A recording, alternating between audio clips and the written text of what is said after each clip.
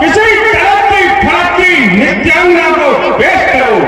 जैसी हो क्या राजमहल की शिक्षा जैसी लड़ाने आओ, आप सवा सवा का मनोरंजन करो।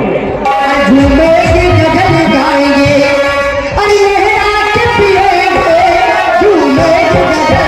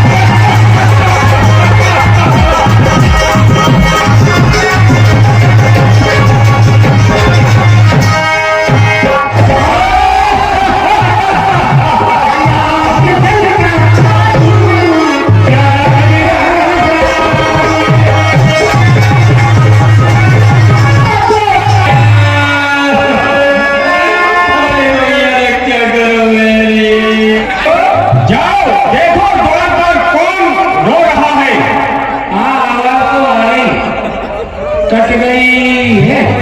अरे वो है बुआ। हाँ बेटा, बेटा बुआ। ओ बुआ, ये क्या हुआ? बेटा बुआ देख ले अपने आंखों से। देखो तो पुलिया सी फंस गई। क्या हुआ बेटा? जो कहाँ होगा, कैसे होगा? तुम्हें क्या बताएं बेटा, क्या होगा कैसे होगा? भैया के पास सूचित करो उनको। हवा खाने आई थी का? भैया बेटा बहुत दर्द हो रहा बेटा। अरे बात तो हुई है, हम जाना था तुम्हारा लक्षण बिल्लू से कहो के घर लुक लिए चलिए। लीगल लग जाए होत नहीं ना हमारे भाई। कहाँ पहुँच रहे जय हो बड़े स्वरूप लगा है। हाँ हाँ वही चल रहा है। क्या क्या हुआ बड़ा स्वरूप रखा है? किसी ने उनके नाक और कान दोनों काट डाले। क्या कहा? काट डाले? हाँ, लहू नहाल होकर के वाले को समझाओ और बहन सूर्पनखा को सम्मान सहित दरबार में ले आओ।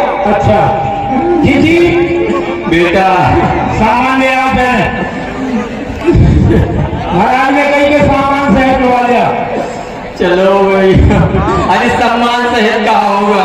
पूजा पूछी हो महाराज, सामान आमान कछु नहीं है उनके। सामान नहीं, सम्मान कहा था। बहन सूर्पनखा को आदर सहित ले आओ, आदर के साथ ले आओ। अच्छा जाओ दुआ हो बेटा कितने के लिए आई आदर रख लिया। और कुछ कहा होगा बेटा? अरे आग लगा। अदरक नहीं बोला और जाइए और बहन सूर्पनखा को इज्जत के साथ ले आओ। क्या प्यार करते इज्जत के साथ ले आओ। जी बेटा इज्जत दे। ये कैसी कैसी इज्जत? हम मुड़ी पे कैसे हैं? महाराज ने कई के इज्जत के साथ बुला लिया। अरे इज्जत सम्मान के साथ कहा होगा। आप लोगों में इज्जत नहीं है, कुछ नहीं है, तो क्या को पकड़ा था? चलिए आप जैसी हो, चलिए भैया, ओ भैया, भैया बहन बता बता, तेरी यह दुर्दशा किसने की है? ये नाम कान काटे किसने? किसने दुर्दशा बनाई है? हो गया कौन तेरा बैरी? हर बैठे बात बुलाई है। भैया, मैं पंचवटी में अनायास भ्रमण कर रही थी तो मैंने देखा, अच्छा, 2 तपसी राजकुमार वहां निवास कर रहे हैं। फिर क्या हुआ बहन? और उनके साथ में एक नारी है, और नारी का स्वभाव होता है कि दूसरी नारी को देखती है तो कुछ वार्ता करने का उसका मन करता है। फिर क्या हुआ बहन? कि भैया दो लड़के हम लखन उस जंगल में आए हैं। फिर बहन क्या हुआ? उस संग में हम राही नारी भी सीता को साथ में लाए हैं।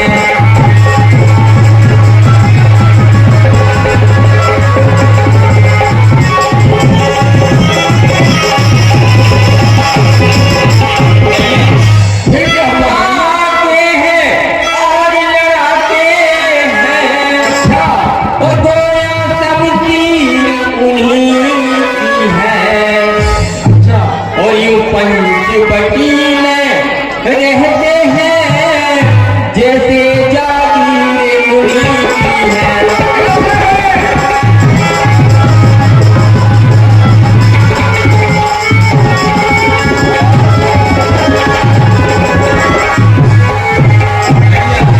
मैं उधर अचानक निकल गई। फिर क्या हुआ बहन? और उस नारी से मिलना चाहा। वो इतनी मैं छोड़े तपसी ने मुझसे कुछ छल करना चाहा।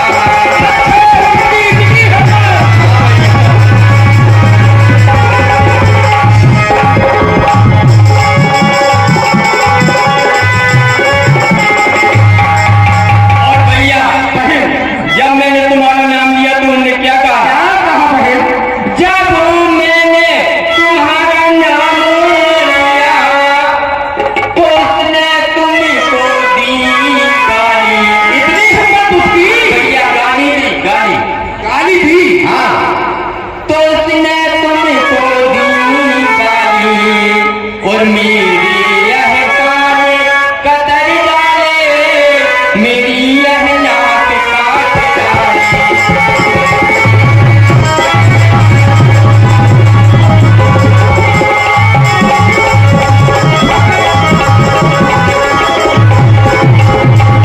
भैया, हो गया नाक में दम मेरा, तुम चिंता मत करो बहन। और नकारो तेरी दुहाई है। ओ बहना की हंसी नहीं है, भाई की लोग हंसाई है।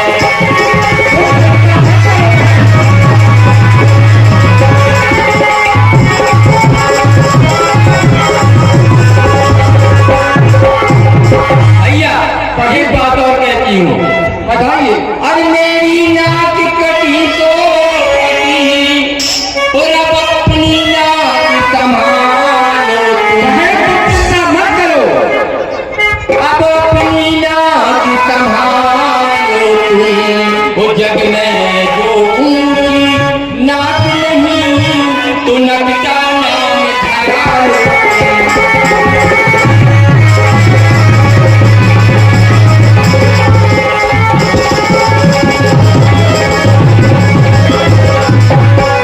भैया, जिस बहन के 3 भाई हो और वो भी वीर पराक्रमी, और उसकी बहन का इस तरह से अपमान हो जाए, अधिकार है ऐसे भाइयों पर।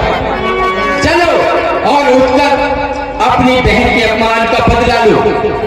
चलिए बहन, कहाँ जाओ? बहन तुम धीरज धरो। तुम्हारे भाइयों में रहते हुए कौन मेरे क्रोध अग्नि में जलकर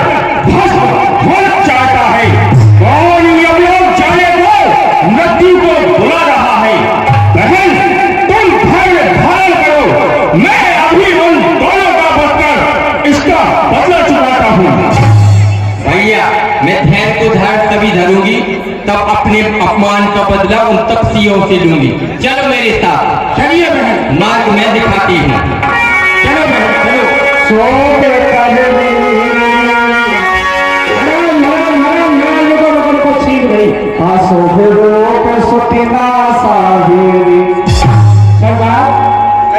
आगे जी जी होना करो खेल हो मैं तो जय जाने के आगे नकटी पुछाई लगता ही लगता है।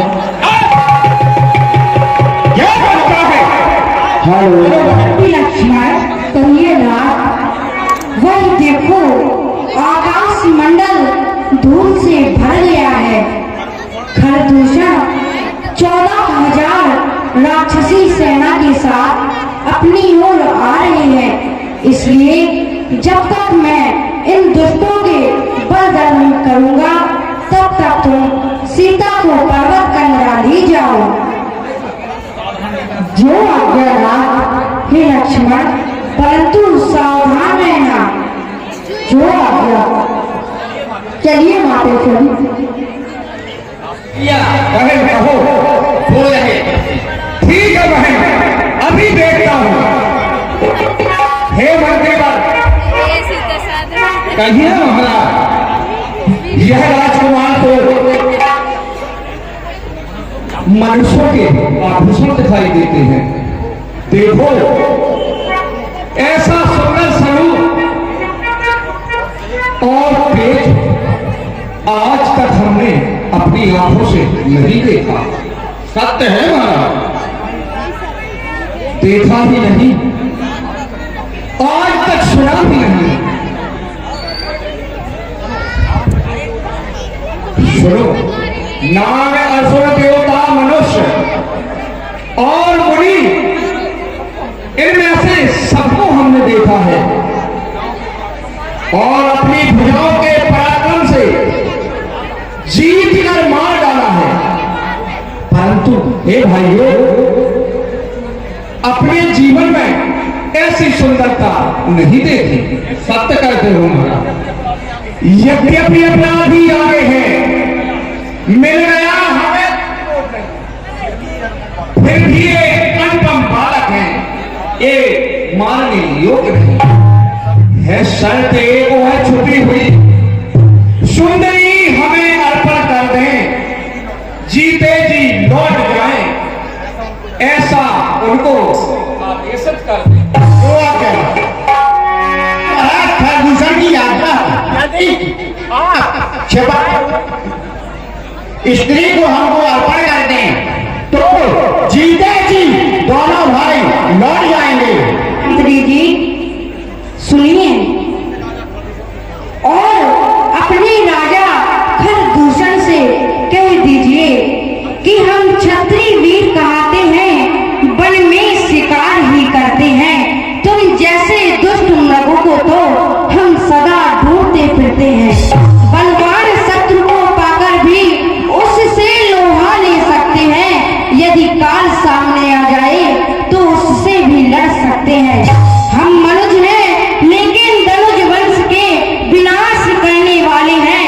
हम बालक हैं पर दुष्ट दलों को पल में दलने वाले हैं। बल रहा ना हो तो लौट जाओ, जाकर कह दो खरदूषण से हम उन्हें कभी न मारेंगे जो पीठ दिखाते हैं नहीं। अच्छा, आप स्त्री युद्ध करेंगे? हाँ, ये नेक से हो क्या करने लगे कर रहे हैं? ऐसा ना करो, एक ही काफी है। जितने महाराज ने कही वो बात मान जा और नहीं मान रहे तो हमें क्या करने, हम जाकर कहेंगे हैं खराब है आदमी का फायदा लग कटा है हमारे तक डाले। महाराज की जय हो। कहिए मंत्री, वो स्त्री उस्त्री देने को तैयार नहीं है। अच्छा, और वो कहते हैं कि तुम्हारी बहन की नाक काटी, तुम सबकी नाक काटेंगे। नादान हो इतना फिर सजाओ 14,000 राक्षसी सेना को और युद्ध का डंका बजाओ।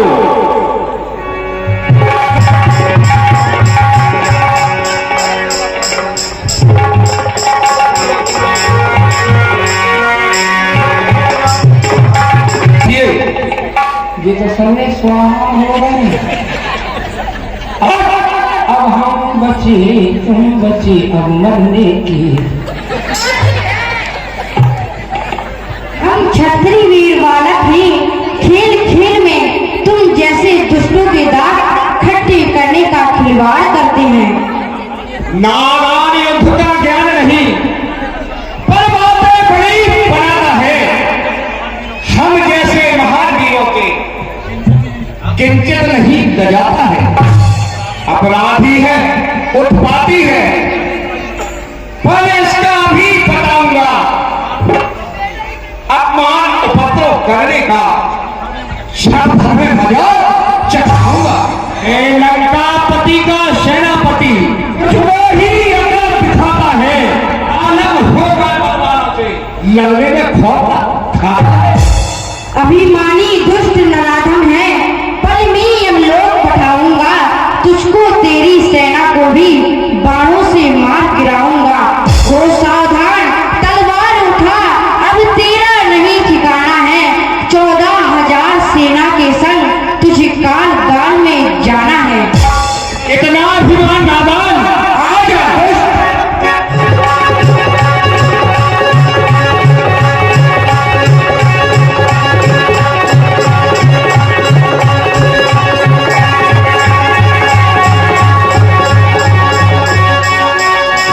सरदार, अब तुम्हें बचे रहो कम से कम नाव बनोगे।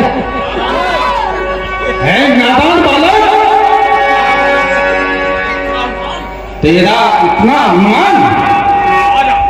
आजा आजा दुष्ट।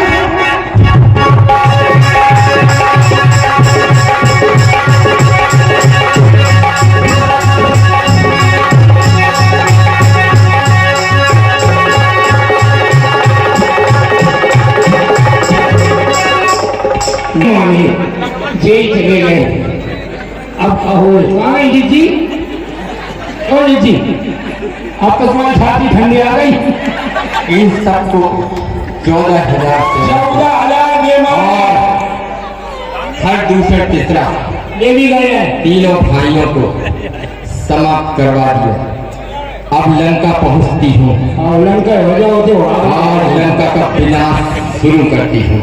अच्छा भैया ओ भैया, मेरी सहायता करो भैया। मेरा मालूम है अल्लाह काट काटे गए भैया मेरे। ओ भैया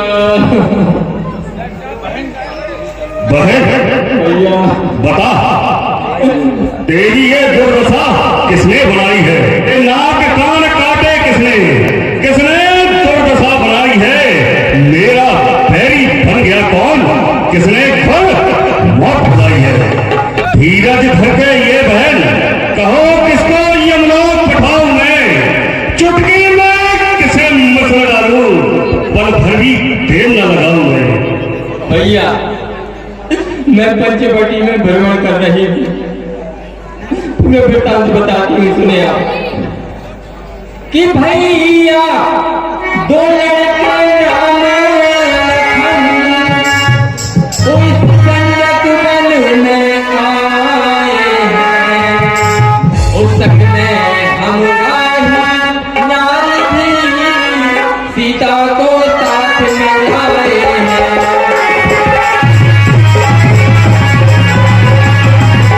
भैया तो भागे हैं और लड़ाके हैं, और गोया शमशीर उन्हीं की है।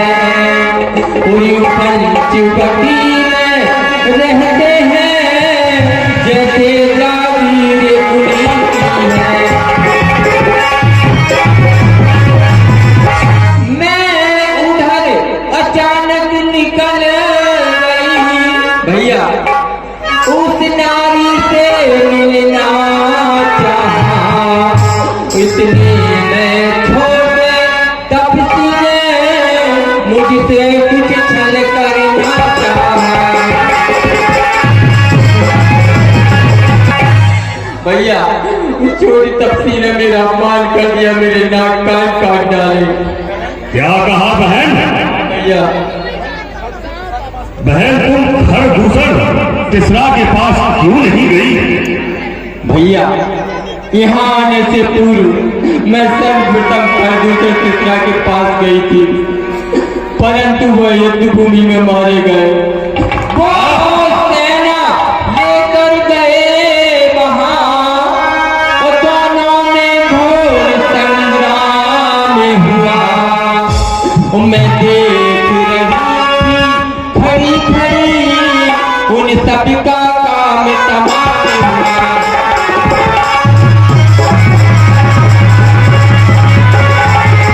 पृथ्वी पर नदी रुधिर की लाशों पर लाशें कटती थी। मैं देख रही थी खड़ी खड़ी उन सबकी गर्दन कटती थी।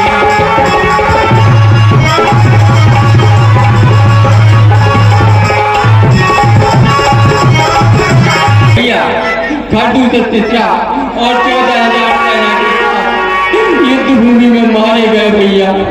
क्या कहा? हाँ भैया।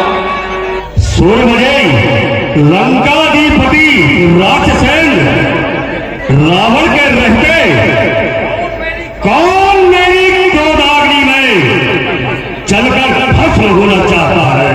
कौन? किसको यमलोक पठाऊं मैं? बहन, तुम भय धारण करो।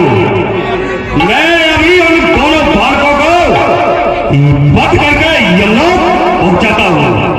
भैया, अपनी बहन के अपमान का बदला उन दोनों तपस्वियों से अवश्य लेना, तभी मुझे शांति मिलेगी। अवश्य लूंगा, अवश्य लूंगा। बहन, तुम चिंता मत करो, जाओ और विश्राम करो महलों में। ठीक है भैया, आप मुझे वचन दे रहे हैं, मैं जाती हूँ।